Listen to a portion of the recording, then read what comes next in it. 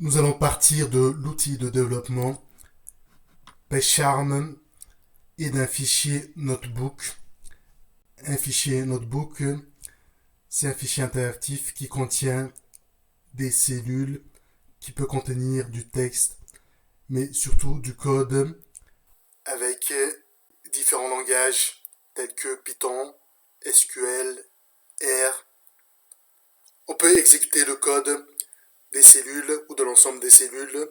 Lorsqu'on exécute le code, l'application web est disponible. On va voir le code exécuté dans cette application web. Les méthodes de base dans la gestion des chaînes de caractères. On déclare la chaîne de caractères pour notre exemple. L'inf calcule la longueur de la chaîne de caractères. Lower pour transformer la chaîne en minuscule. Upper pour transformer la chaîne en majuscule. Titre, la première lettre de chaque mot en majuscule. Capitalize, première lettre de la phrase en majuscule. Strip pour enlever les espaces avant et après la chaîne de caractères. Left strip pour enlever la chaîne de caractères à gauche. Right strip à droite. Slip pour découper les mots. On peut passer en paramètre un caractère pour la découpe. Par défaut, il va utiliser les espaces dans ce cas ici. Joindre pour joindre les mots avec un séparateur. Pour les fonctions de recherche et manipulation, find pour trouver l'index du mot qui est passé en paramètre dans le texte qui est défini. Donc ici, l'index est 0. Rfind pour trouver l'index du dernier mot. Donc ici, ça doit être 21. Count pour trouver le nombre d'occurrences du mot dans le texte. Donc ici 2. Induive finit par, donc ça retourne un booléen qui est vrai ou faux. Isdigit pour vérifier si la chaîne de caractères contient que des chiffres, contient que des lettres, contient des chiffres et des lettres. Le résultat, c'est un booléen. Remplace une chaîne de caractères, cette chaîne par cette chaîne dans le texte qui est défini ici. Pour le formatage des chaînes de caractères, donc ici on a deux variables. On peut utiliser fstring en passant entre accolades les variables à remplacer.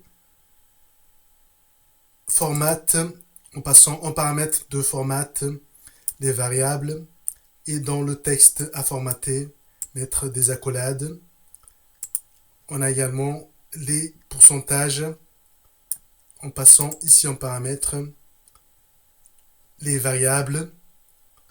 On peut également utiliser des concaténations avec des plus. Les trois formats ici donnent le même résultat.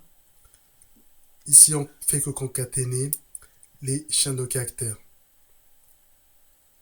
La gestion des expressions régulières, on fait import de RE, du module RE pour l'utilisation des expressions régulières. Search retourne le premier résultat qui respecte l'expression qui est définie en paramètre. Find all retourne tous les résultats qui respectent l'expression qui est définie en paramètre. Sub, remplacer les textes qui respectent l'expression par le texte qui est défini en deuxième paramètre et dont le texte est défini en troisième paramètre. Quelques cas pratiques avancés pour la gestion des chaînes de caractères. On a notre chaîne de caractères qui est définie ici. On applique cette fonction lower translate. Lower donc met tout le texte au minuscule. Translate applique cette fonction makeTrans consiste à remplacer le chaîne qui est passé en paramètre par la deuxième chaîne. Dans notre cas ici, il n'y a pas de valeur à remplacer ni de texte de remplacement.